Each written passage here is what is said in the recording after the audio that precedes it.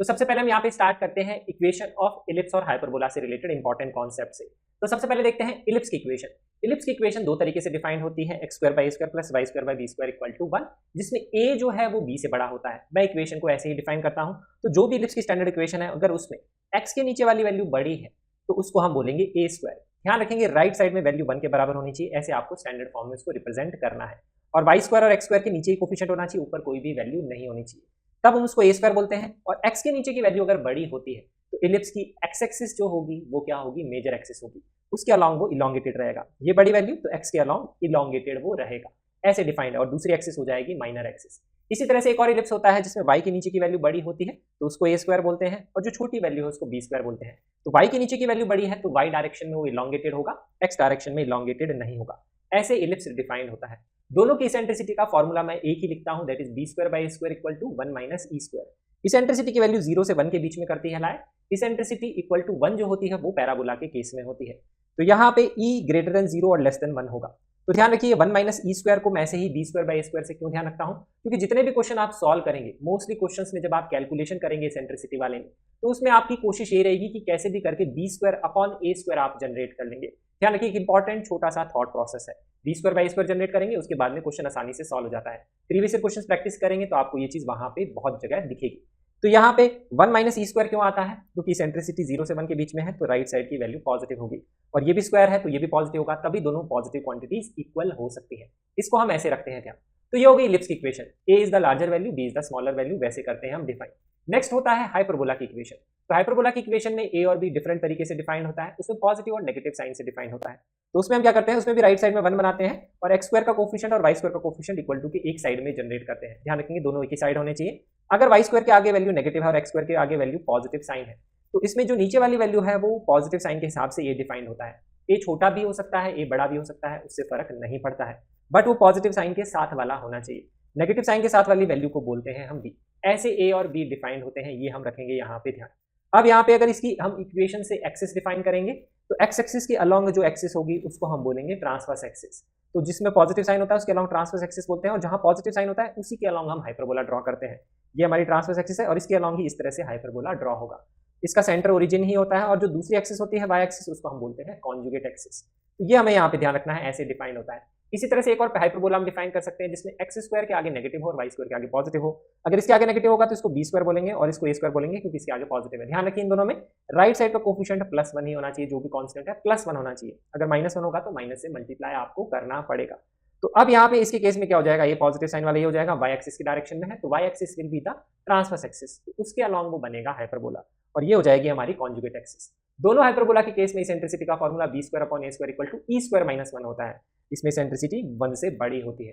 तो same formula था ellipse में, उसमें 1 माइनस ई स्क्वायर था, इसमें ई स्क्वायर माइनस 1 है। क्योंकि इसेंट्रिसिटी 1 से बड़ा है तो ये पॉजिटिव वैल्यू आएगी, तब ये पॉजिटिव वैल्यू से हम इसको इक्वेट कर सकते हैं। इसको भी ऐसे ध्यान रखना ईजी है कि लेफ्ट में तो बी स्क्वायर बाई स्क्वायर है, उसमें भी वही था, बट ए और भी डिफरेंट तरीके से डिफाइंड है। और ई स्क्वायर जो होगा क्योंकि 1 से बड़ा है तो ये पॉजिटिव वैल्यू होगी, इसलिए इसमें ई स्क्वायर माइनस 1 लिखेंगे। इलिप्स के केस में 1 माइनस ई स्क्वायर लिखेंगे क्योंकि ई लेस देन 1 है, तो 1 माइनस ई स्क्वायर पॉजिटिव होगा। ऐसे ये इक्वेशन यहाँ पे डिफाइंड है। अब इसके कुछ पैरामीटर्स देख लेते हैं। तो सबसे पहले स्टैंडर्ड इलिप्स के लिए देखते हैं, x square by square plus y square by b square equal to 1, a is greater than b. तो ऐसा कुछ इलिप्स का डायग्राम होता है। एक्स एक्सिस के अलोंग इलोंगेटेड रहेगा क्योंकि मेजर एक्सिस एक्स एक्सिस है, वाई एक्सिस है माइनर एक्सिस। फिर हम बात करते हैं फोकस के कोऑर्डिनेट। तो जो फोकस होते हैं वो सेंटर से ए ही डिस्टेंस पे होते हैं। ध्यान रखेंगे डिस्टेंस हमेशा ध्यान रखेंगे, जैसा मैंने पैराबोला में बताया डिस्टेंस कभी भी चेंज नहीं होता है। पैराबोला को भी आप टिल्ट कर देते हैं, इलिप्स को भी अगर आप टिल्ट कर देंगे डिस्टेंस विल नेवर चेंज। ये चीज आपको हमेशा ध्यान रखनी है। तो यहाँ से ए डिस्टेंस पे क्या होगा, that will be the focus of the ellipse, ये आपको ध्यान रखना है। दूसरी तरफ ए डिस्टेंस पे दूसरा फोकस होगा, और यहाँ पे ए बाई ई डिस्टेंस पे होगी डायरेक्ट्रिक्स। यहाँ पे भी A by E distance from the centre पे होगी डायरेक्ट्रिक्स।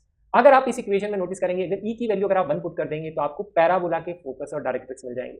तो इसको आप ऐसे भी देख सकते हैं, दीज आर लाइक 2 पैराबोला, एक ये पैराबोला है उसकी डायरेक्ट्रिक्स और एक ये पैराबोला है उसकी डायरेक्ट्रिक्स। तो ई को 1 रखेंगे तो a,0 और a बाई आपको इस तरह से डायरेक्ट्रिक्स मिल रही है, और -a,0 माइनस a वो आपकी डायरेक्ट्रिक्स मिल रही है, फोकस और डायरेक्ट्रिक्स। तो उस तरह से इसको पैराबोला से भी कंपेयर कर सकते हैं, ध्यान रखने के लिए। अब नेक्स्ट जो इंपॉर्टेंट पैरामीटर है जो एग्जाम में पूछा जाता है, that is the length of latus rectum.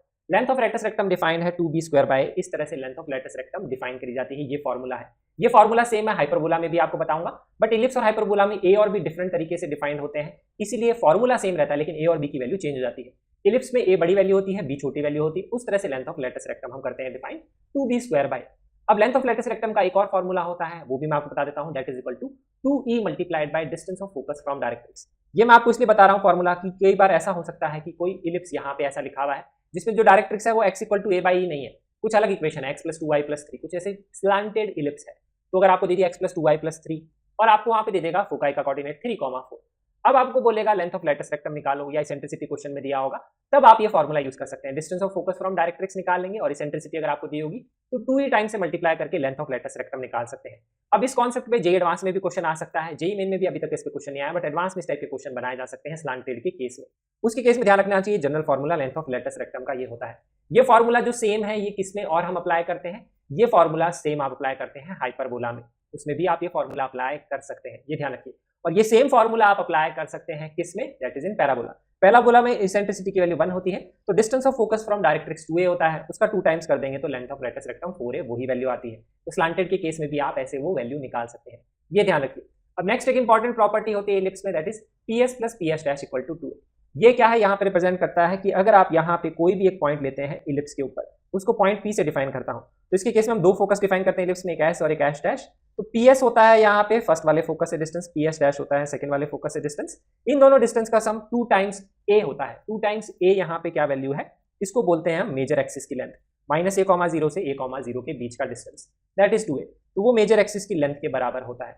तो कभी भी एक पॉइंट का डिस्टेंस दो पॉइंट के डिस्टेंस से यहाँ पे सम एक कांस्टेंट क्वांटिटी होती है, तो ये पॉइंट हमेशा इलिप्स पे लाई करता है। इस तरह से इस प्रॉपर्टी का यूज किया जाता है।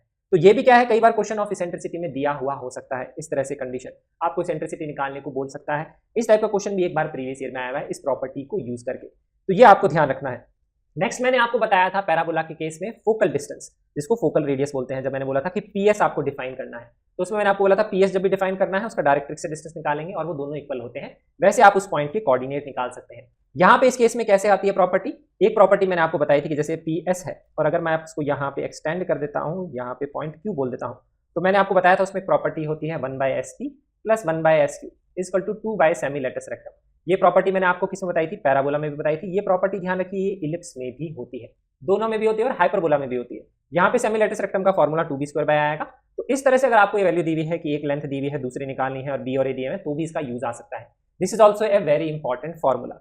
इसके अलावा कभी भी आपको फोकल रेडियस निकालनी होती है, फोकस से डिस्टेंस निकालना होता है, तो इसमें आप क्या यूज कर सकते हैं कि पीएस इक्वल टू यहाँ पे कर सकते हैं कि यहाँ से मैं परपेंडिकुलर ड्रॉ करूँ, पीएस इक्वल टू यहाँ पे अगर इसको मैं बोल देता हूँ दैट इज एम, तो आप प्रॉपर्टी लिख सकते हैं PS equal to e times P M, कि डायरेक्ट्रिक्स से जो डिस्टेंस है उसका ई टाइम्स जो होता है फोकल रेडियस के बराबर होता है।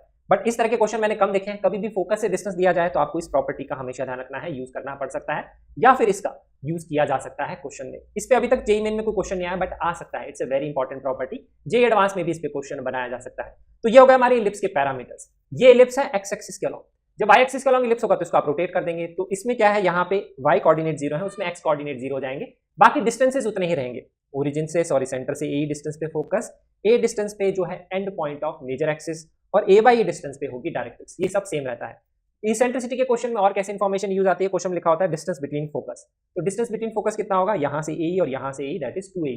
डिस्टेंस बिटवीन डायरेक्ट्रिक्स कितना होगा, ए बाई इधर है और ए बाई इधर है, तो 2a बाई, इस तरह की इंफॉर्मेशन क्वेश्चन में लिखी हुई होती है।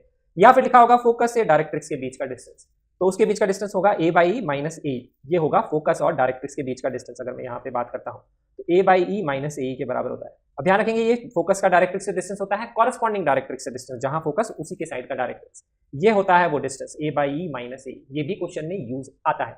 तो ये हो गया हमारा इलिप्स। अब देखते हैं हाइपरबोला। तो हाइपरबोला में प्लस और माइनस से डिफाइन होता है। प्लस अगर एक्स के डायरेक्शन में है तो एक्स के डायरेक्शन में हाइपरबोला का उसको बोलेंगे ट्रांसवर्स एक्सिस, वाई डायरेक्शन में कॉन्जुगेट एक्सिस होगी।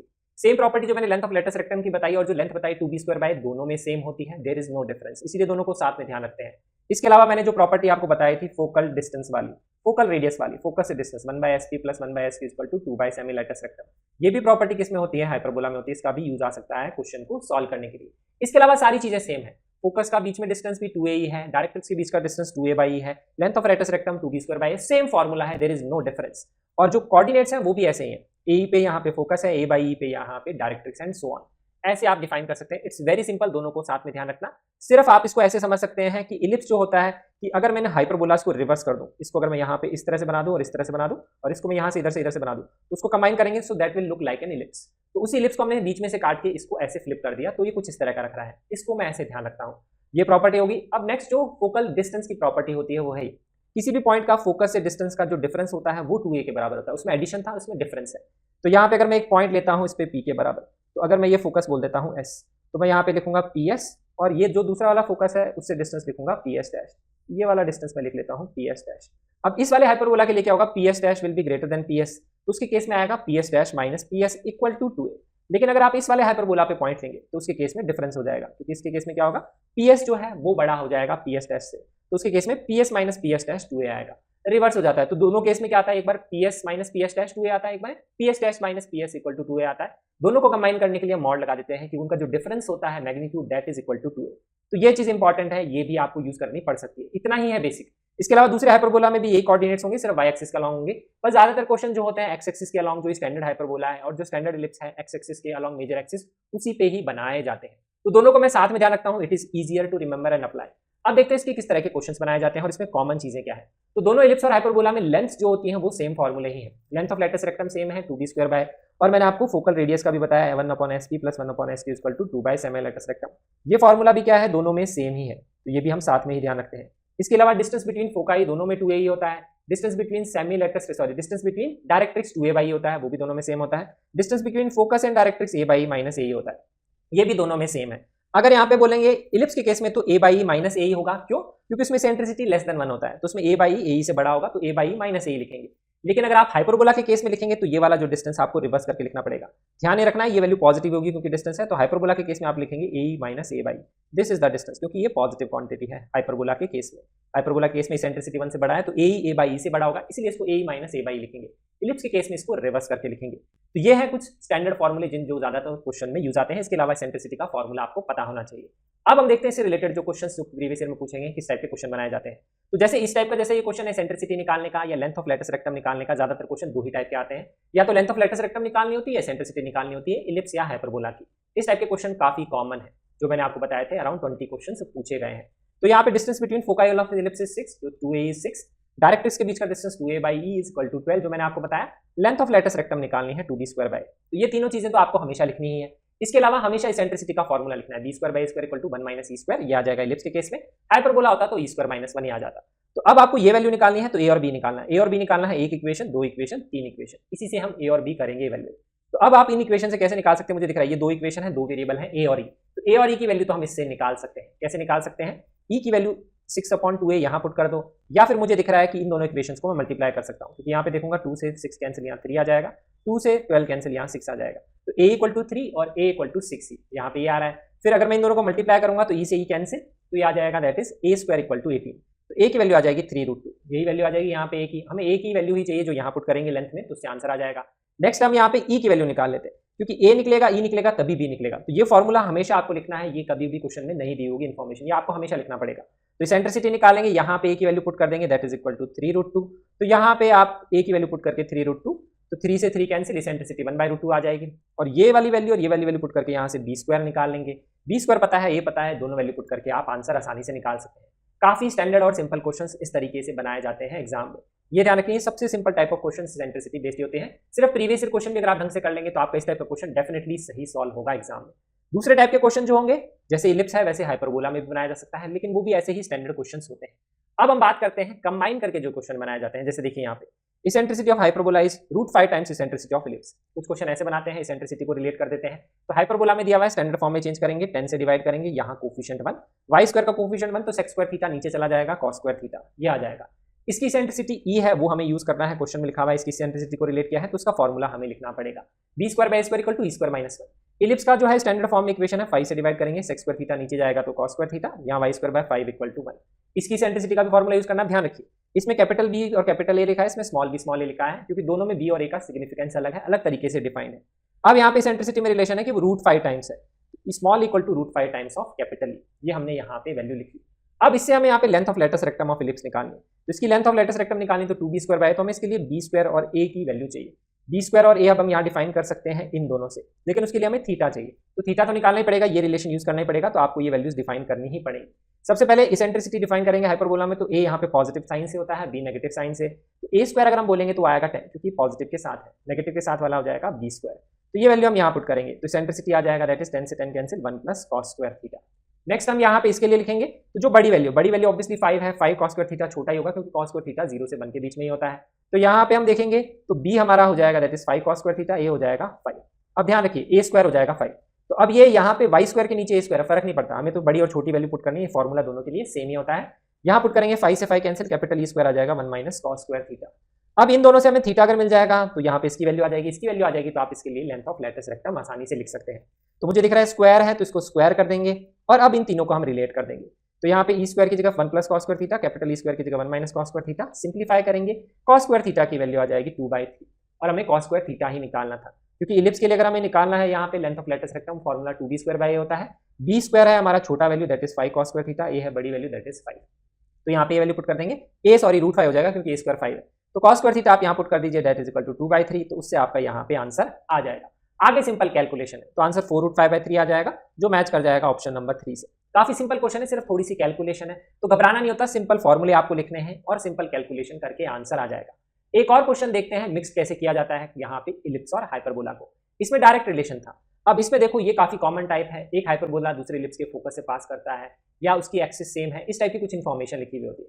जैसे देखो यहाँ लिखा हुआ ये hyperbola passes through the foci of the ellipse. Hyperbola हमें क्वेश्चन में नहीं दिया हुआ, इलिप्स हमें क्वेश्चन में लिखा हुआ है। फिर लिखा हुआ है इसकी जो ट्रांसवर्स और कॉन्जुगेट एक्सिस है किसकी, हाइपरबोला की, coincide with major and minor axis of ellipse.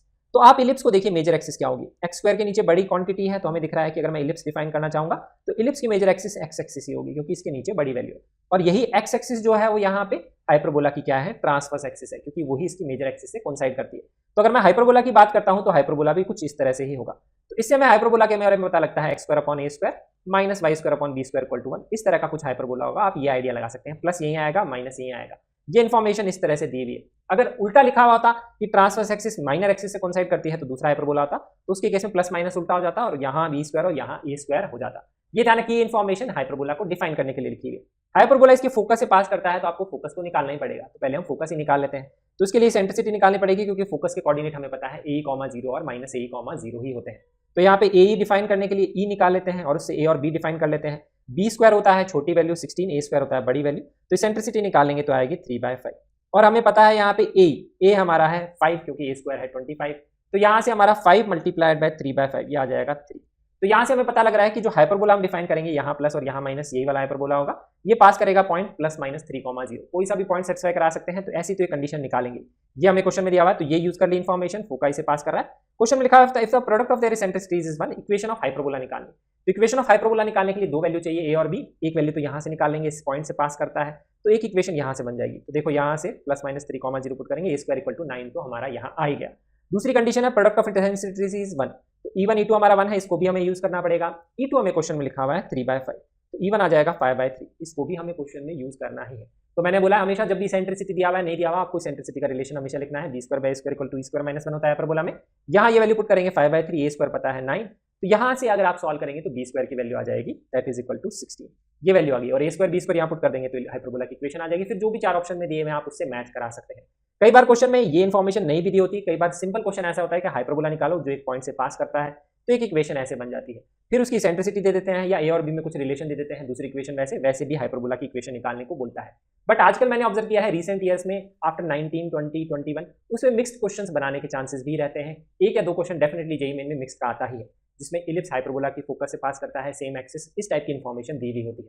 इस टाइप के क्वेश्चन अगर आप प्रीवियस ईयर में देखेंगे तो मिक्स वाले 7-8 क्वेश्चन मिल जाएंगे, वो प्रैक्टिस करेंगे तो थोड़ा आपको और आइडिया लग जाएगा। अब हम चलते हैं नेक्स्ट पार्ट की तरफ, that is the tangent of ellipse and hyperbola. सबसे पहले देखते हैं कि इनकी इक्वेशंस को हम याद कैसे रखते हैं चारों। अब हम चलते हैं नेक्स्ट पार्ट की तरफ, that is equation of tangent to ellipse and hyperbola. सबसे पहले हम यहाँ पे देखते हैं कि उनकी इक्वेशंस को हम ध्यान कैसे रख सकते हैं, चारों की, दो इलिप्स हैं और दो हाइपरबोला है, सिर्फ एक के लिए ध्यान रखेंगे, उस एक से हम बाकी तीनों की इक्वेशन को फटाफट लिख सकते हैं। तो सबसे पहले इलिप्स के लिए लिखते हैं x square by a square plus y square by b square equal to 1। ज्यादातर क्वेश्चन स्टैंडर्ड इलिप्स के उसी के आते हैं जिसमें major axis along x axis होती है और minor axis along y axis होती है। तो पॉइंट फॉर्म में इक्वेशन लिखी जाती है, तो पॉइंट है x1, y1, तो उसके लिए इक्वेशन लिखते हैं x स्क्वायर की जगह x1 और y स्क्वायर की जगह y1 पुट करके, तो x1 upon a square plus y1 upon b square equal to 1। Point form का यूज तब आता है जब कोई एक पॉइंट आपको इलिप्स पे दिया हुआ है और आपको इक्वेशन लिखनी है, तब आप क्या कर सकते हैं, इस फॉर्म का यूज कर सकते हैं, डायरेक्ट इक्वेशन निकाल सकते हैं। दूसरा पॉइंट फॉर्म का यूज तब आता है जब आपको इक्वेशन ऑफ टेंजेंट पता है और आपको पॉइंट ऑफ कांटेक्ट निकालना है। तो वो जो इक्वेशन ऑफ टेंजेंट होती है उसको हम पॉइंट फॉर्म से कंपेयर करके x1 y1 की वैल्यू निकाल सकते हैं। इस दो तरीके से इस इक्वेशन का जनरली यूज होता है क्वेश्चन को सॉल्व करने के लिए। दूसरी फॉर्म है यहाँ पे, that is the parametric form. Parametric form में जो पॉइंट डिफाइन होता है एलिप्स पे, that is a cos theta b sin theta, यहाँ पुट करेंगे तो इसको सेटिस्फाई करेगा। तो आप x1 की जगह ये वैल्यू पुट कर देंगे, that is a cos theta, और y1 की जगह आप ये वैल्यू पुट कर देंगे, that is b sin theta. Simply आपको पॉइंट फॉर्म में ये वैल्यूज पुट करनी है यहाँ पे। जैसे ही आप ये वैल्यू पुट करेंगे तो इक्वेशन आएगी x cos theta upon a plus y sin theta upon b equal to 1। ये है equation of tangent to ellipse in parametric form. इसका यूज जनरली तब आता है कभी भी किसी भी क्वेश्चन में, अगर कोई भी question locus of A point का क्वेश्चन है। लोकस के क्वेश्चंस में जनरली हम पैरामेट्रिक फॉर्म को यूज करते हैं सॉल्व करने के लिए, क्योंकि लोकस के क्वेश्चंस में साइन और कोसाइन जो वेरिएबल है थीटा, उसको एलिमिनेट करना इजी होता है using sin square theta plus cos square theta equal to 1 identity. अगर आपने क्वेश्चंस किए होंगे तो आपको पता लग रहा होगा कि मैं क्या बोल रहा हूँ। बट ध्यान रखिए लोकस वाले क्वेश्चंस में इसका काफी यूज में आता है। या कोई क्वेश्चन ऐसा आता है जिसमें मैक्सिमम मिनिमा का यूज आता है कि आपको उसकी मैक्सिमम वैल्यू बतानी है, मिनिमम वैल्यू बतानी है, टेंजेंट कोई ट्रायंगल बना रहा है, इस तरह का कोई भी क्वेश्चन है। ऐसे भी क्वेश्चन आप प्रीवियस ईयर में देखेंगे तो ऐसे क्वेश्चन जे एडवांस में भी आते हैं, उसमें भी इस फॉर्म को यूज करते हैं क्योंकि एक सिंगल वेरिएबल थीटा आता है, उसके टर्म्स में डिफरेंशिएट करके आप उसको मैक्सिमाइज और मिनिमाइज कर सकते हैं। ऐसे दो तरीके से इसका ज्यादातर यूज आता है क्वेश्चंस को सॉल्व करने के लिए। तीसरी फॉर्म है that is the slope form. Slope form होता है अगर हमें किसी भी टेंजेंट का स्लोप डिफाइंड है, क्वेश्चन में आपको लिखा हुआ है टेंजेंट इस लाइन के पैरेलल है, टेंजेंट इस लाइन के परपेंडिकुलर है, मतलब उसका स्लोप अगर डिफाइन किया हुआ है तो स्लोप डिफाइन है जनरली तभी हम इसका यूज करते हैं क्वेश्चन को सॉल्व करने के लिए। या फिर एक्सटर्नल पॉइंट से टेंजेंट ड्रॉ करी है और आपको उनके स्लोप्स डिफाइन करने, उनकी इक्वेशंस डिफाइन करनी है, तब भी इसका यूज किया जाता है। स्लोप फॉर्म में इक्वेशन होती है y = mx plus minus under root a square m square plus b square.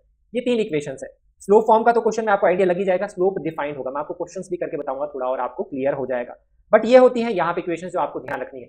और स्लोप फॉर्म का आप ऐसे भी यूज कर सकते हैं, सपोज अगर क्वेश्चन में लिखा हुआ है कि y = 2x plus 3 2x plus c suppose लिख देगा c माइनस 5, ये जो है ये टेंजेंट है इलिप्स के लिए, तो आपको c की वैल्यू निकालनी। तो देखो यहाँ पे अगर आपका स्लोप डिफाइंड है तो आप स्लोप फॉर्म यूज करेंगे क्योंकि इसका slope defined, that gives you a easier way to solve. आप इसको इससे कंपेयर करके c की वैल्यू निकाल सकते हैं। तो ये आइडिया होता है कभी भी टेंजेंट का स्लोप डिफाइंड है तो जनरली स्लोप फॉर्म को यूज करना चाहिए। तो ये तरीका है क्वेश्चंस को सॉल्व करने का, ये इक्वेशंस होती हैं। तो ये हो गया पहला इलिप्स जिसमें x के नीचे वैल्यू बड़ी है जिसको हमने ये बोला है। दूसरा इलिप्स होता है जिसमें x के नीचे छोटी वैल्यू है तो y के नीचे जो बड़ी वैल्यू है उसको हमने ये बोला है। तो उसके केस में क्या इक्वेशन होगी, ये तो वही होती है x स्क्वायर की जगह x(x1), y स्क्वायर की जगह y(y1), ऐसे ही आपको सॉल्व करना है। दूसरा यहाँ पे पैरामेट्रिक फॉर्म में क्या होता है, इसको आप रिवर्स कर देते हैं कि a cos थीटा यहाँ जाता है, b sin थीटा यहाँ जाता है। तो पैरामेट्रिक फॉर्म में जो है ये आप रिवर्स कर सकते हैं, इसको ऐसा लिख सकते हैं, या फिर आप ऐसे भी सोच सकते हैं सिंपली इन दोनों इक्वेशंस में हुआ क्या है, a और b इंटरचेंज हुआ, जहाँ a था वहाँ b लिख दिया, जहाँ b था वहाँ a लिख दिया, तो ऐसे लिखा गया है। तो सिंपली a और b को आपको इंटरचेंज करना है, तो यहाँ पे यही करेंगे, इसमें a और b इंटरचेंज कर देंगे तो यहाँ पे ये इक्वेशन आ जाएगी पैरामेट्रिक फॉर्म में।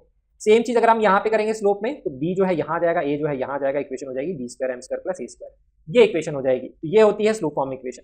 तो आप इस इक्वेशन में यहाँ पे जितने भी हैं उसमें a और b इंटरचेंज कर देंगे तो दूसरे वाले इलिप्स के लिए आपको इक्वेशंस मिल जाएंगे। ऐसे हम ध्यान रखते हैं।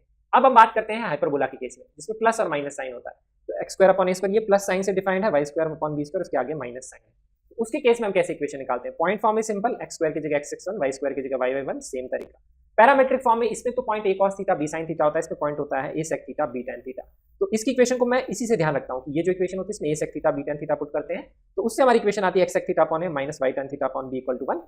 यही पैरामेट्रिक फॉर्म में हमारी इक्वेशन होती है। ऐसे मैं ध्यान रखता हूँ पॉइंट फॉर्म से। तो पॉइंट फॉर्म से पैरामेट्रिक फॉर्म ध्यान रखना ईजी होता है अगर आपको पैरामेट्रिक फॉर्म में कोऑर्डिनेट्स पता है तो। लास्ट बचता है स्लोप फॉर्म। स्लोप फॉर्म को हम कैसे डिफाइन करते हैं, तो आप इन दोनों इक्वेशंस में नोटिस करो डिफरेंस क्या है। डिफरेंस ये है कि यहाँ पे प्लस बी स्क्वायर और यहाँ माइनस बी स्क्वायर है, तो आप यही करेंगे, इस इक्वेशन में प्लस बी स्क्वायर की जगह माइनस बी स्क्वायर कर देंगे तो आपको इसके लिए स्लोप फॉर्म में इक्वेशन मिल जाएगी। तो ऐसे हम इसकी इक्वेशन को ध्यान रखते हैं, ध्यान रखेंगे। यही इलिप्स और यही हाइपरबोला की टेंजेंट पे बेस्ड क्वेश्चन या नॉर्मल पे बेस्ड क्वेश्चन सबसे ज्यादा बनाए जाते हैं। लाइक 95% क्वेश्चन आपको इन्हीं पे दिखेंगे, स्टैंडर्ड वालों पे, जिसमें एक्स एक्सिस मेजर एक्सिस है इलिप्स की या एक्स एक्सिस ट्रांसवर्स एक्सिस है हाइपरबोला की। तो ये तो आपको डेफिनेटली ध्यान होनी ही चाहिए। अब इसके अलावा एक और हाइपरबोला आता है, उसके लिए भी देख लेते हैं, जिसके केस में यहाँ पे एक्स स्क्वायर के आगे नेगेटिव साइन है तो उसको बी स्क्वायर बोलते हैं, यहाँ पॉजिटिव साइन है तो उसको ए स्क्वायर बोलते हैं। पॉइंट फॉर्म तो सेम ही है, एक्स स्क्वायर की जगह x(x1), वाई स्क्वायर की जगह y(y1), नीचे जो भी है लिखा हुआ आप डायरेक्टली वहां वैल्यू पुट कर सकते हैं। अब बात करते हैं पैरामेट्रिक फॉर्म में। तो पैरामेट्रिक फॉर्म में क्या होता है, ये b tan थीटा यहाँ जाएगा, a sec थीटा यहाँ जाएगा, ऐसे आप रिवर्स कर सकते हैं। आप देखेंगे तो इसको सेटिस्फाई भी करेगा। y की जगह a sec थीटा लिखेंगे तो ये sec स्क्वायर थीटा आएगा, ये आएगा tan square theta, sec square theta minus tan square theta equal to 1। तो इसमें सिर्फ पैरामेट्रिक फॉर्म में मैं पॉइंट ध्यान रखता हूँ, यहीं पे मैं पुट कर देता हूँ ये sec theta b tan theta, तो यहाँ ये इक्वेशन यहाँ पे आ जाती है।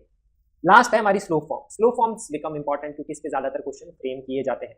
तो अब स्लोप फॉर्म में क्या डिफरेंस है देखो, तो आप नोटिस करेंगे x के साथ में यहाँ प्लस a स्क्वायर है, यहाँ x के साथ में माइनस b स्क्वायर है, यहाँ y के साथ में माइनस b स्क्वायर है, y के साथ में प्लस a स्क्वायर है। तो इससे इस इक्वेशन जाने के लिए आपने क्या किया, जहां पे भी प्लस a स्क्वायर था उसको आपने रिप्लेस किया है माइनस b स्क्वायर से, एंड वाइस वर्सा। तो आपको यही करना है। प्लस ए स्क्वायर को माइनस बी स्क्वायर से रिप्लेस करेंगे, माइनस बी स्क्वायर को प्लस ए स्क्वायर से रिप्लेस करेंगे, तो आपको इसके लिए मिल जाएगी स्लोप की इक्वेशन। इस तरह से हम इसको ध्यान रखते हैं, इस हाइपरबोला से इस हाइपरबोला के लिए आपको स्लोप फॉर्म में इक्वेशन लिखनी है। इस तरह से आप जो दोनों एलिप्स और दोनों हाइपरबोला की इक्वेशंस को कंबाइन करके ध्यान रख सकते हैं। दोनों एलिप्स में क्या है, एक के लिए ध्यान रखेंगे, दूसरे के लिए तो सिर्फ ए और बी को इंटरचेंज करना है। हाइपरबोला के लिए अगर आपको लिखनी है एलिप्स से, तो आपको यहाँ पे क्या करना है, प्लस बी स्क्वायर की जगह माइनस बी स्क्वायर, और इन दोनों में करना है तो प्लस ए स्क्वायर की जगह माइनस बी स्क्वायर। एक बार इसको फिर से देखिएगा और नोट डाउन कर लीजिएगा, इंपॉर्टेंट है। बट स्टैंडर्ड एलिप्स और हाइपरबोला पे ज्यादातर क्वेश्चन आते हैं। अब देखते हैं क्वेश्चन में इसका एप्लीकेशन कैसे होता है, किस टाइप के क्वेश्चन बनाए जाते हैं। तो जेईई मेन 2021 का क्वेश्चन देखते हैं। हमें पूछा गया है कि ये टेंजेंट है कौन से कर्व के लिए। पहली चीज नोटिस करेंगे, एक्स स्क्वायर वाई स्क्वायर का coefficient different same and same. Same coefficient होता है मतलब वो सर्कल होता है, डिफरेंट कोफिशिएंट है मतलब वो इलिप्स हो सकता है या हाइपरबोला, और अगर बीच में प्लस साइन है तो वो इलिप्स ही होगा। तो इलिप्स के हिसाब से आपको पता है पैरामेट्रिक फॉर्म में cos थीटा sin थीटा आता है, a cos theta b sin theta, तो उसी स्टैंडर्ड फॉर्म में चेंज करने की कोशिश करेंगे, यहाँ 1 बनाएंगे क्योंकि उसी तरह से इक्वेशन होती है। तो यही हमारा थॉट प्रोसेस होता है। 60 से डिवाइड करेंगे, x cos theta by 5 y sin theta by 12 equal to 1। तो इससे देखिए आपको समझ में आ गया होगा, x cos theta by a y sin theta by b equal to 1। Ellipse की इक्वेशन ही होगी, that is x square by a square that is 5 square y square by b square that is 12 square equal to 1। तो इससे आपका answer आएगा 144x square plus 25y square. तो आपको दिख रहा है यही वाला आंसर मैच कर रहा है, तो आंसर मैच कर जाएगा ऑप्शन नंबर 2 से। एक डायरेक्ट और सिंपल क्वेश्चन है, पैरामेट्रिक फॉर्म में इक्वेशन दी हुई है, कंपेयर करके आपको इलिप्स की इक्वेशन निकालनी। ज्यादातर क्वेश्चन ऐसे कभी आए नहीं है, बट इस टाइप का एक नया क्वेश्चन अभी फ्रेम किया गया था। जनरली इलिप्स की इक्वेशन दी हुई होती है, उससे आपको टेंजेंट की इक्वेशन निकालनी होती है, इस तरह से क्वेश्चन होता है, या हाइपरबोला की इक्वेशन से। तो जिस तरह का क्वेश्चन पैरामेट्रिक फॉर्म को कंपेयर करके आपको पूछा है कौन सा कॉनिक इलिप्स है, कौन सा वाला है, इसी तरह से क्वेश्चन पूछा जा सकता है, पैरामेट्रिक फॉर्म में इक्वेशन दे सकता है हाइपरबोला के लिए और पूछ सकता है कौन सा कॉनिक हाइपरबोला, चारों ऑप्शंस में से होगा। इसके अलावा आप देखते हैं इसका यूज कैसे आता है टेंजेंट का। टेंजेंट की इक्वेशन देखेंगे, जैसे यहाँ पे क्वेश्चन है कि इलिप्स है, ये दिया हुआ है हमें, पॉइंट P दिया हुआ है सेकंड क्वाड्रेंट में, तो बना लेते हैं सेकंड क्वाड्रेंट में। Such that tangent at P is perpendicular to this line. Tangent इस पॉइंट पे इस लाइन के परपेंडिकुलर है। तो मैंने आपको बताया था टेंजेंट कभी भी किसी लाइन के परपेंडिकुलर है या किसी के पैरेलल है, उसे आप टेंजेंट का स्लोप डिफाइन कर सकते हैं। तो अगर मैं यहाँ पे इसका स्लोप बोलूंगा तो इसका स्लोप है -12, तो यहाँ पे m1 m2 -1 करेंगे तो इसका स्लोप आ जाएगा दैट इज इक्वल टू 2, ये आप बोल सकते हैं। अब स्लोप से आप हमेशा इक्वेशन ऑफ इलिप्स कर सकते हैं डिफाइन, क्योंकि x square by 8 plus y square by 4 equal to 1 है, तो इससे a स्क्वायर और b स्क्वायर की वैल्यू पता है, स्टैंडर्ड इलिप्स ही है। क्वेश्चन में यहाँ पे लिखा हुआ है S और S डैश फोकाई है, इसेंट्रिसिटी E है, एरिया ऑफ ट्रायंगल हमें डिफाइन करना है SPS डैश, तो इसलिए मैंने इसको ज्वाइन कर दिया। फिर हम इसकी वैल्यू निकालनी है, तो एक तो इसेंट्रिसिटी निकालनी है और एक एरिया निकालना है। इसेंट्रिसिटी आप यहाँ पे निकाल सकते हैं, एरिया निकालने के लिए आपको बेस मल्टीप्लाइड बाय हाइट निकालना पड़ेगा। तो बेस हो जाएगी ये वाली लेंथ, तो उसके लिए पॉइंट पता होना चाहिए a,0 माइनस a,0, उसके लिए भी इसेंट्रिसिटी चाहिए, तो इसेंट्रिसिटी निकालेंगे, a स्क्वायर बड़ी वैल्यू b स्क्वायर छोटी वैल्यू। इसेंट्रिसिटी का formula b square by square equal to 1 minus e square, eccentricity आ जाएगा 1/√। ये वैल्यू निकालने की जरूरत थी क्योंकि मैं फोकस डिफाइन यहाँ कर सकता हूँ, क्योंकि अगर a स्क्वायर 8 है तो a की वैल्यू हमारी 2√2, तो a ही अगर हम निकालेंगे तो 2 आएगा, तो कोऑर्डिनेट 2,0 और -2,0 ये हम निकालेंगे। एरिया ऑफ ट्रायंगल का कोऑर्डिनेट ज्योमेट्री में जब भी क्वेश्चन आता है या तो half base multiplied by height करते हैं, या तीनों वर्टिसेस के कैसे भी कोऑर्डिनेट निकाल लीजिए, उससे आपको एरिया ऑफ ट्रायंगल का फॉर्मूला पता होता है। तो अब हमें पता है ये पॉइंट तो पता लग गया, अब आपको पॉइंट P निकालने से मतलब है। अब हम समझते हैं कौन सा, कैसे हम इसको सॉल्व कर सकते हैं। इसको सॉल्व आप दो तरीके से कर सकते हैं, पैरामेट्रिक फॉर्म से भी कर सकते हैं, पॉइंट फॉर्म से भी कर सकते हैं, स्लोप फॉर्म से भी। कैसे करते हैं, क्या थॉट प्रोसेस, उसको समझते हैं। सबसे पहले अगर मैं लगाता हूं स्लोप फॉर्म, तो अगर स्लोप फॉर्म में मैं इक्वेशन यूज करना चाहूंगा तो स्लोप फॉर्म में कैसे लिखते हैं टेंजेंट की इक्वेशन, वो आपको पता होनी चाहिए। स्लोप फॉर्म में इक्वेशन लिखी जाती है y equal to mx plus minus under root a square m square plus b square, यही लिखी थी हमने इलिप्स के लिए इक्वेशन, तो हम ये यूज करेंगे। अब नोटिस करो, m स्क्वायर है 4, a स्क्वायर है 8, तो 8 4 जा 32, तो यहाँ पे हो जाएगा 32, b स्क्वायर है 4, तो ये हो जाएगा 36, तो ये प्लस माइनस 6 आएगा और यहाँ 2 आएगा, तो यहाँ पे इक्वेशन हमारी मिल जाएगी y equal to 2x plus minus 6, ये हमारी यहाँ पे इक्वेशन मिल जाएगी। क्वेश्चन में लिखा हुआ है कि ये कहाँ पे है, सेकंड क्वाड्रेंट में, मतलब ऊपर, और यहाँ पे प्लस 6 ही हो सकता है क्योंकि ये y एक्सिस को पॉजिटिव को ही कट करेगा, तो माइनस साइन हटा देंगे, तो इससे हमें मिल जाएगी यहाँ पे टेंजेंट की इक्वेशन। स्लोप को अगर हमने यूज किया, उससे अब आप पॉइंट कैसे निकाल सकते हो, तो एक तरीका तो आप ये बोल सकते हो सर इस इक्वेशन को इसके साथ सॉल्व कर लो और उससे पॉइंट आ जाएगा, लेकिन ध्यान रखिए ऐसे नहीं करना होता है। कैसे करना होता है मैंने आपको बताया, जब भी पॉइंट निकालना होता है और अगर आपको इक्वेशन पता है तो पॉइंट फॉर्म में इक्वेशन लिखो, x 1 अपॉन a स्क्वायर तो ये आएगा 8, y 1 अपॉन b स्क्वायर तो ये आएगा 4 इक्वल टू 1। अब आप इस इक्वेशन और इस इक्वेशन को कंपेयर करके पॉइंट x1 y1 निकाल सकते हैं। एक बार पॉइंट आ जाएगा तो एरिया निकाल सकते हैं, हमें सिर्फ y कोऑर्डिनेट चाहिए क्योंकि हाइट उससे मिलेगी, बेस हमें पता है वैल्यू है 4, एरिया हमारा यहाँ से आ जाएगा। एक तरीका ये है स्लोप फॉर्म को यूज करने का, स्लोप दिया हुआ है, स्लोप फॉर्म को यूज करके आप इक्वेशन लिख सकते हैं, इक्वेशन से आप पॉइंट लिख सकते हैं, फिर आगे जो भी निकालना है आप निकाल सकते हैं। दूसरा तरीका है पैरामेट्रिक फॉर्म। पैरामेट्रिक फॉर्म में coordinate a cos theta b sin theta होता है, तो ये वैल्यू मैंने लिख ली। अब जो ये मैंने पॉइंट फॉर्म में इक्वेशन लिखी है उससे आप पैरामेट्रिक फॉर्म में भी लिख सकते हैं। वो इक्वेशन होती है x cos theta upon a की वैल्यू है 2√2, y sin theta upon b तो y sin theta upon 2 equal to 1, ऐसे आप इक्वेशन लिख सकते हैं। और इसमें आप क्या यूज कर सकते हैं, स्लोप को, यहाँ पे स्लोप की वैल्यू 2 है, पैरामेट्रिक फॉर्म से अगर आप स्लोप निकालेंगे तो आप निकालेंगे माइनस कॉट थीटा बाय √2, आप इसको निकालेंगे y इक्वल टू mx की फॉर्म में, उससे आप उसको इक्वेट कर देंगे, उससे आपको कॉट थीटा की वैल्यू मिल जाएगी, तो आ जाएगा -2√2। कॉट थीटा से आप cos थीटा sin थीटा निकाल सकते हैं ट्रायंगल बना के, तो ये पॉइंट मिल जाएगा। ऐसे भी आप ये पॉइंट निकाल सकते हैं।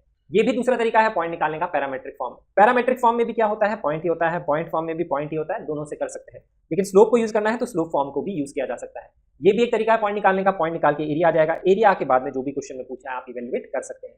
एक और तरीका मैं बोल सकता हूं यहाँ पे, तीसरा तरीका क्या है, आप इसको डायरेक्टली डिफरेंशिएट करके भी स्लोप निकाल सकते हैं बिना ये इक्वेशन डिफाइन करे हुए। तो उसके लिए आप इसको डायरेक्टली डिफरेंशिएट कर दीजिए, तो आएगा 2x/8 plus 2y y dash by 4 equal to 0। तो यहाँ से स्लोप आ जाएगा dy बाई dx x और y के टर्म्स पे, तो वो स्लोप आ जाएगा। उसके केस में x और y आप ये वैल्यू पुट कर दीजिए, तो ऐसे भी आप ये स्लोप डिफाइन कर सकते हैं बिना इक्वेशन लिखे हुए, अगर आपको इक्वेशन ध्यान नहीं रहती है एप्लीकेशन ऑफ डेरिवेटिव्स के कॉन्सेप्ट से। ऐसे किया जा सकता है सब। तो स्लोप फॉर्म का आपको यूज ध्यान रखना है, स्लोप दिया हुआ है, स्लोप यूज करके आप इक्वेशन लिख सकते हैं, इक्वेशन को कंपेयर कर सकते हैं, पॉइंट फॉर्म से पॉइंट निकाल सकते हैं। फिर क्वेश्चन में जनरली ये सभी पूछा जाता है, कुछ नहीं वो पूछते हैं। इसके अलावा आप पैरामेट्रिक फॉर्म यूज कर सकते हैं। पैरामेट्रिक फॉर्म को हमेशा हम यूज करते हैं मोस्टली लूकस के क्वेश्चंस में। एक और क्वेश्चन यहाँ देखते हैं जिसमें मैं हाइपरबोला के लिए सॉल्व करूंगा कि parallel to this straight line, इसके पैरेलल अगर हमें लाइन दी हुई है हाइपरबोला के लिए टेंजेंट है, तो एक तरीका तो ये है कि इसका स्लोप मुझे पता है दैट इज इक्वल टू 2। तो हाइपरबोला स्टैंडर्ड है, इक्वेशन लिख सकता हूँ टेंजेंट के लिए y equal to mx plus minus under root a square m square minus b square. इसमें प्लस था, इसमें माइनस था, क्योंकि हमें पता है प्लस b स्क्वायर की जगह माइनस b स्क्वायर आता है। तो इससे मैं टेंजेंट टू हाइपरबोला लिख सकता हूँ, पहला मेथड जो मैंने आपको अभी करके बताया था। फिर आपको लिए टेंजेंट लिख जाएगी, तो आपको पॉइंट निकालना है x1 y1, तो आप कंपेयर कर सकते हैं उस टेंजेंट की इक्वेशन को पॉइंट फॉर्म से। पॉइंट फॉर्म में इक्वेशन क्या होती है, that is x(x1/4 minus y(y1/2) is equal to 1। इससे कंपेयर कर लेंगे इस इक्वेशन को, तो आपको x1 y1 मिल जाएगा। x1 y1 मिल जाएगा तो उसका स्क्वायर करके यहाँ वैल्यू पुट करके आप आंसर निकाल सकते हैं, जो मेथड मैंने ऑलरेडी डिस्कस किया। तो सेम ही मेथड डिफरेंट क्वेश्चन हाइपरबोला में अप्लाई किया जा सकता है। अब मेरे को अगर लगता है कि मेरे को ये इक्वेशन ही ध्यान नहीं है, तो आप कैसे करेंगे सॉल्व, मुझे पैरामेट्रिक फॉर्म में भी नहीं ध्यान, तो मैं एप्लीकेशन ऑफ डेरिवेटिव के बेसिक कॉन्सेप्ट से भी सॉल्व कर सकता हूँ। यही मैं आपको यहाँ बताना जा रहा हूँ। तो उसके लिए आप क्या करेंगे, सिंपल स्लोप निकालने के लिए इसको डिफरेंशिएट करेंगे और यहाँ पे आप उससे सॉल्व कर लेंगे। तो इसको डिफरेंशिएट करके स्लोप से इक्वेट करेंगे, तो x1/2y1 आएगा स्लोप, या तो आप पॉइंट फॉर्म में इक्वेशन लिख के स्लोप लिख लीजिए, या डिफरेंशिएट करके जैसे मैंने आपको बताया था स्लोप लिख लीजिए x1 y1 पे। उससे x1 y1 में एक इक्वेशन आ जाएगी, x1 equal to 4y1। This is the first equation x1 y1 निकालने के लिए। दूसरी इक्वेशन हमें क्या पता है, क्योंकि पॉइंट x1 y1 किस पे है, हाइपरबोला पे ही है, तो इसको सेटिस्फाई करेगा। तो दूसरी इक्वेशन ये। अब आपको सिंपली ये दो इक्वेशन सॉल्व करनी है और x1 y1 निकालना है, और एक बार x1 y1 आ गया तो आप ये वैल्यू इजीली इवैल्यूएट कर सकते हैं। तो x1 की जगह हमने पुट कर दिया 4y1 और उससे y1 स्क्वायर की वैल्यू आ जाएगी, ये आएगा that is 7y1 square equal to 2। अब यहाँ से आप निकालेंगे x1 स्क्वायर, तो यहाँ वैल्यू पुट कर देंगे। x1 की जगह अगर मैं 4y1 पुट कर दूँ तो 16y1 square plus 5y1 square, ये हो जाएगा 21y1 स्क्वायर, और 7y1 स्क्वायर अगर 2 है तो इसका 3 टाइम्स 21 हो जाएगा, तो ये वैल्यू आ जाएगी 6, जो मैच कर जाएगा ऑप्शन नंबर 4 से। तो ऐसे आप सिंपल एप्लीकेशन ऑफ डेरिवेटिव्स के कॉन्सेप्ट से भी स्लोप निकाल के इक्वेट कर सकते हैं। एक इक्वेशन ये, दूसरी इक्वेशन पॉइंट सेटिस्फाई करेगा कोनिक को, दूसरी इक्वेशन वो। वैसे भी अगर आपको पॉइंट निकालना है इलिप्स या हाइपरबोला पे सॉल्व कर सकते हैं, सेम क्वेश्चन इलिप्स में भी बनाया जा सकता है। तो दोनों तरीके से ही। तो इस तरीके से जो प्रीवियस क्वेश्चन था इलिप्स का वो भी मैं सॉल्व कर सकता था। These are the different ways to solve and proceed a question, आप एग्जाम में सॉल्व कर सकते हैं, ऐसे एग्जाम में यूज आता है। अब देखते हैं हम स्लोप फॉर्म का डायरेक्ट यूज कैसे आता है। एक तो स्लोप दिया हुआ इक्वेशन लिखने के लिए, दूसरा स्लोप फॉर्म का यूज आता है अगर हम एक एक्सटर्नल पॉइंट से पैराबोला, हाइपरबोला पे या इलिप्स पे या पैराबोला पे इक्वेशन लिखते हैं। जनरली उसके केस में हम स्लोप फॉर्म यूज करते हैं। एक्सटर्नल पॉइंट से अगर आपने टेंजेंट ड्रॉ करी है हाइपरबोला पे, sum of reciprocal of slope of these tangents, तो आपको कैसे सॉल्व करना है। तो जो भी हाइपरबोला आपने अगर दो टेंजेंट ड्रॉ करी है किसी एक एक्सटर्नल पॉइंट से पास करी, ध्यान रखिए फ्रॉम द पॉइंट जब भी लिखा होता है तो वो एक्सटर्नल पॉइंट के लिए ही होता है। पॉइंट है 4,2, ये फ्रॉम द पॉइंट है। एक होता है eight the point, eight the point मतलब हाइपरबोला पे ही पॉइंट होता है, फ्रॉम द पॉइंट मतलब एक्सटर्नल पॉइंट। इससे अगर आपने दो टेंजेंट ड्रॉ करी है हाइपरबोला को टच करती है, तो उसके केस में हम यूज करेंगे स्लोप फॉर्म का, और इसमें स्लोप के ही रेसिप्रोकल का सम पूछा है तो उससे और हिंट मिलता है स्लोप फॉर्म यूज करने।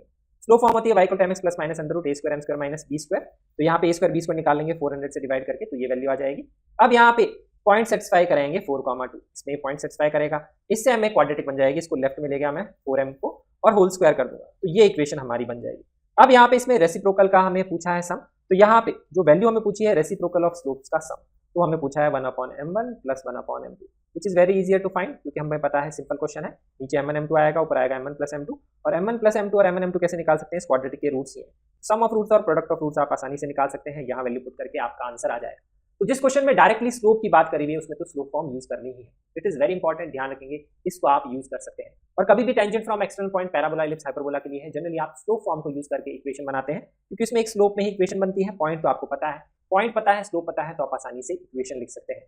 इसके अलावा स्लोप फॉर्म का कैसे यूज आ सकता है कि अगर एक्सटर्नल पॉइंट से हमने टेंजेंट ड्रॉ करी है, उसके बीच का एंगल आपसे पूछा है, जिस तरह का क्वेश्चन मैंने पैराबोला में बताया था, ये एंगल आपको निकालना, तो उसके केस में अगर एंगल निकालना है तो ये भी पूछा जा सकता है। तो tan अल्फा अगर हमारा एंगल बोलेंगे तो बोलेंगे mod of m1 minus m2 upon 1 plus m1 m2, अगर हम एक्यूट एंगल की बात करते हैं। तो ये वाली वैल्यूज भी हम कहां से लिखेंगे, इस क्वाड्रेटिक से लिखेंगे, डिफरेंस रूट्स ऑफ रूट्स और प्रोडक्ट ऑफ रूट्स जो नीचे आ जाएगा, ऐसे भी क्वेश्चन बनाया जा सकता है। तो ये डिफरेंट तरीके हैं, ऐसे स्लोप फॉर्म को एग्जाम में यूज कर सकते हैं। ये होगा हमारा नेक्स्ट क्वेश्चन। अब लास्ट हम यहाँ पे देखते हैं टेंजेंट में एक last type that is chord of contact. Chord of contact को भी मैंने इसी मिक्स कर दिया क्योंकि कॉर्ड ऑफ कॉन्टैक्ट का एक ही क्वेश्चन 2 बार आया है और उसी टाइप के क्वेश्चन आने के चांसेस ज्यादा रहते हैं। इसमें देखो क्या लिखा है, इसमें लिखा हुआ है ये लाइन इंटरसेक्ट करती है इलिप्स को 2 पॉइंट के ऊपर, तो मैंने इसको एक बना लिया है, 2 पॉइंट पे इंटरसेक्ट करवा दिया। Tangent to the ellipse at these 2 point intersect at the point, इन दोनों पॉइंट पे टेंजेंट ड्रॉ करेंगे, एक पॉइंट पे वो इंटरसेक्ट करेगी, वो जो पॉइंट है हमें बताना है क्या होगा। तो अब यहाँ पे इस टाइप का डायग्राम अभी हमने बनाया था, एक्सटर्नल पॉइंट से 2 टेंजेंट ड्रॉ करते हैं, तो ये जहां मीट करती है उसको ज्वाइन करते हैं, इसको बोलते हैं हम कॉर्ड ऑफ कॉन्टैक्ट। तो प्रीवियस जो क्वेश्चन था उसमें अगर एक्सटर्नल पॉइंट से आपको बोलता कि ये जो लाइन है इसकी इक्वेशन बताओ क्या होगी, इसको ही कॉर्ड ऑफ कॉन्टैक्ट बोला जाता है।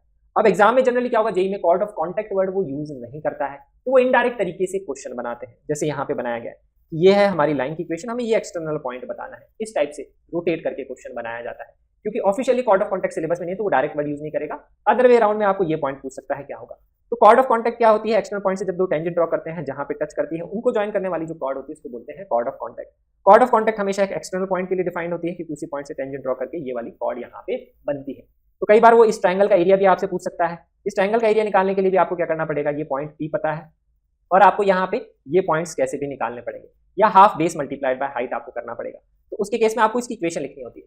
तो एक्सटर्नल पॉइंट के लिए कॉर्ड ऑफ कॉन्टैक्ट कैसे लिखते हैं इसको हम समझते हैं। जिस भी एक्सटर्नल पॉइंट के लिए कॉर्ड ऑफ कॉन्टैक्ट लिखनी होती है उसकी इक्वेशन होती है t = 0। t = 0 का मतलब क्या है इसको हम समझते हैं। जैसे अगर हम आपको यहाँ पे पॉइंट x1 y1 दिया हुआ है, इसके लिए कॉर्ड ऑफ कॉन्टैक्ट की इक्वेशन अगर आपको लिखनी है तो आप ये मानेंगे कि ये जो पॉइंट है ये इलिप्स के ऊपर ही है, और उसके लिए जो टेंजेंट की इक्वेशन होती है वही कॉर्ड ऑफ कॉन्टैक्ट की इक्वेशन होगी। पॉइंट p के लिए, पॉइंट p के लिए कॉर्ड ऑफ कॉन्टैक्ट है ये, इसकी इक्वेशन लिखने का तरीका क्या है, इसको मानेंगे कि इलिप्स के ऊपर ही है, और इलिप्स के ऊपर मानते हुए इसके लिए जो टेंजेंट की इक्वेशन आएगी वही कॉर्ड ऑफ कॉन्टैक्ट होता है। तो x² की जगह x(x1), y² की जगह y(y1), यहाँ 5 ये आ जाएगी equation. This is the chord of contact. अब हमें यहाँ पे लिखा हुआ है कि ये कॉर्ड ऑफ कॉन्टैक्ट हमें दी हुई है, ये हमें इसके बराबर दी हुई है, तो अब इनको कंपेयर करके आप x1 y1 निकाल सकते हैं। This is a very common method जिसको यूज किया जाता है। ये सेम लाइन दी हुई होती है, उसको कंपेयर करके अगर आप कंपेयर करेंगे 4x1/2 y1/1 = 5/3, इससे x1 y1 आ जाएंगे, ये पॉइंट आप निकाल सकते हैं। ऐसे इसको यूज किया जा सकता है क्वेश्चन में। इसके अलावा इसका ट्रायंगल का एरिया बोल सकता है, तो आप इंटरसेक्शन पॉइंट निकालेंगे इस लाइन को, इस इलिप्स को सॉल्व करके ये पॉइंट आ जाएंगे। 3 पॉइंट पता है आपको तो आप आसानी से सॉल्व कर सकते हैं। 2 पॉइंट तो आसानी से निकाला जा सकता है, तीसरा पॉइंट को आसानी से निकालने का तरीका हमने सीख लिया। इस पॉइंट के लिए कॉर्ड ऑफ कॉन्टैक्ट लिख के आप कंपेयर करके सॉल्व कर सकते हैं। तो ये है कुछ इंपॉर्टेंट कॉन्सेप्ट टेंजेंट से रिलेटेड, इसकी इक्वेशन से रिलेटेड, जो आपको जेईई मेन के हिसाब से डेफिनेटली ध्यान रखनी चाहिए। जेईई एडवांस में भी इनका काफी इंपॉर्टेंस है, इस टाइप के क्वेश्चन उसमें भी बनाए जाते हैं। अब हम चलते हैं नेक्स्ट पार्ट की तरफ, that is equation of normal to the ellipse and hyperbola. तो नॉर्मल की इक्वेशन इलिप्स और हाइपरबोला के लिए कैसे लिखते हैं। तो इलिप्स और हाइपरबोला में सबसे पहले इलिप्स के लिए इक्वेशन लिखते हैं x² + y² = 1। इलिप्स के लिए पॉइंट फॉर्म में इक्वेशन कैसे लिखी जाती है, अगर पॉइंट x1, y1 क्वेश्चन में दिया होगा, इस इक्वेशन का बहुत ज्यादा यूज आएगा क्वेश्चंस को सॉल्व करने के लिए, ध्यान रखिए। ज्यादातर क्वेश्चन जेईई मेन में पॉइंट फॉर्म पे ही बनाए जाते हैं। स्लो फॉर्म के क्वेश्चंस को भी आप पॉइंट फॉर्म से कैसे सॉल्व कर सकते हैं वो भी मैं तरीका आपको यहाँ पे बताऊंगा क्वेश्चन सॉल्व करते वक्त, बट इसका काफी यूज आता है। पॉइंट फॉर्म में अगर आपको पॉइंट दिया हुआ इक्वेशन ऑफ नॉर्मल लिखनी है तो उसके लिए आप क्या कर सकते हैं, इसको डिफरेंशिएट कर सकते हैं दोनों तरफ, और यहाँ पे निकाल सकते हैं इक्वेशन 2x² + 2y/b² dy/dx। तो dy/dx आएगा स्लोप ऑफ टेंजेंट, उससे अगर आपको स्लोप ऑफ नॉर्मल लिखना है तो हो जाएगा -1 slope of tangent. Slope of normal निकल जाएगा, पॉइंट पता है तो इक्वेशन ऑफ लाइन आप आसानी से लिख सकते हैं। तो एक तरीका ये है इक्वेशन ऑफ नॉर्मल लिखने के लिए, यहाँ पे आप किसी भी इलिप्स के लिए कैसे लिख सकते हैं, पॉइंट पता है। सेम तरह का कॉन्सेप्ट आप हाइपरबोला के लिए अप्लाई कर सकते हैं। अगर पॉइंट पे आपको नॉर्मल या टेंजेंट या फिर इलिप्स के लिए लिखना है, हाइपरबोला के लिए उसके लिए इक्वेशन ध्यान रखने की जरूरत ही नहीं होती है, ये ध्यान रखिए। अब इसके बाद में अगर आपको इक्वेशन ध्यान रखनी है तो इक्वेशन इस तरह से होती है, a² x/x1 - b² y/y1 = a² - b²। ये इक्वेशन ध्यान रखेंगे तो आपको फायदा भी होगा, क्वेश्चन फटाफट सॉल्व हो जाएगा, डिफरेंशिएशन नहीं करना पड़ेगा, कैलकुलेशन मिस्टेक होने के चांसेस कम होंगे। अब ध्यान कैसे रखते हैं इसको समझते हैं। तो टेंजेंट की इक्वेशन अगर आपको ध्यान होगी तो उससे आप इसको इजीली ध्यान रख सकते हैं, x(x1/a² + y(y1/b²) = 1। ये होती है टेंजेंट की इक्वेशन। इससे आपको नॉर्मल की इक्वेशन ध्यान रखने में इजी रहेगा। तो इक्वेशन ध्यान कैसे रखा जाता है, आपको ये पता है कि जो नॉर्मल का स्लोप होता है वो -1 स्लोप ऑफ टेंजेंट होता है, ये तो आपको पता ही है। तो हमें पता है कि रिवर्स करना है स्लोप में, तो हम रिवर्स कैसे करते हैं, x और y के कोफिशिएंट से रिवर्स करते हैं। तो आप नोटिस करो, अगर a² को आप ले जाएंगे ऊपर की तरफ और x1 को ले जाएंगे नीचे की तरफ, मैंने इसको रिवर्स कर दिया। यही मेरा आइडिया है कि रिवर्स होना चाहिए। सेम चीज यहाँ किया, b² को ऊपर ले गया, y1 को नीचे ले आया, तो ये रिवर्स हो गया यहाँ पे, और एक नेगेटिव साइन आ रहा है तो यहाँ आएगा फिर नेगेटिव साइन, ये मैंने यहाँ लगा दिया। तो इस इक्वेशन से अगर मुझे इक्वेशन लिखनी है इलिप्स की नॉर्मल की, तो मुझे पता है x1 और नीचे a² आता है, तो a²/x1 कर दूंगा रिवर्स, b²/y1 कर दूंगा रिवर्स, और प्लस का कर दूंगा माइनस। ये आपको हमेशा करना है, इस तरह से मैं इक्वेशन ध्यान रखता हूँ। और राइट साइड का पार्ट आपको ध्यान रखना पड़ेगा, a² - b² आता है, जिसको आप a² e² भी लिख सकते हैं। ऐसे हम इसकी इक्वेशन को रखते हैं ध्यान, राइट साइड में 1 नहीं आता है, कांस्टेंट पे a² - b² वहां पे आता है। तो ये होती है इलिप्स के लिए, यहाँ पे हम लिख सकते हैं दैट इज नॉर्मल की equation eight the point x1, y1। तो यहाँ पे ये लिख लिया।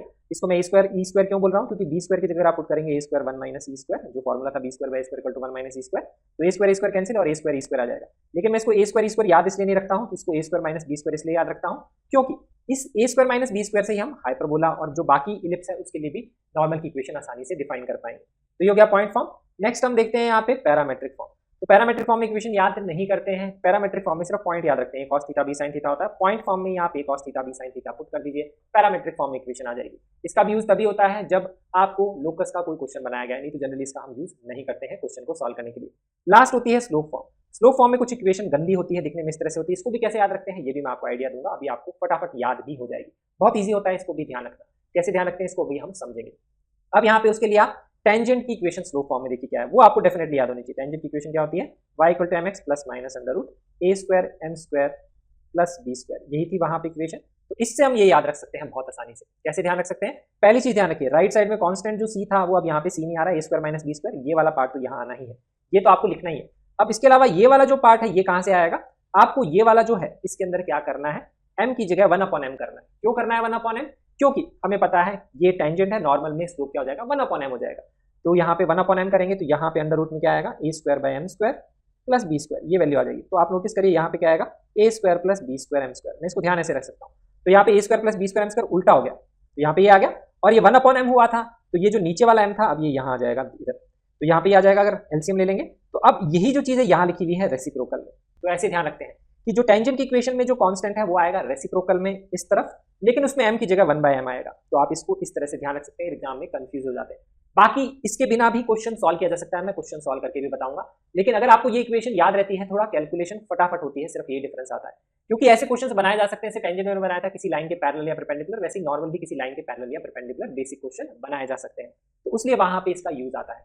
अब याद सिर्फ आपको ये रखनी है इक्वेशन, ये वाली और ये वाली, इसमें तो पॉइंट ध्यान रखना है। इससे हम बाकी हाइपरबोला और जो रिमेनिंग इलिप्स है उसकी इक्वेशन आसानी से लिख सकते हैं। इन दोनों इलिप्स में फर्क क्या है, सिर्फ ए और बी को आपने इंटरचेंज किया है। तो आप सारी इक्वेशन में ए और बी इंटरचेंज कर दीजिए, इसमें करना है तो ए और बी इंटरचेंज कर दीजिए, बी यहाँ, ए यहाँ, बी यहाँ, ए यहाँ, इसमें भी आपका बी और ए इंटरचेंज हो जाएगा, यहाँ पे इसमें भी बी और ए इंटरचेंज, एक ही जगह बी, तो आपकी इसकी इक्वेशन, तो इससे आप इसकी इक्वेशन डायरेक्टली लिख सकते हैं अगर आपको इसकी ध्यान है तो।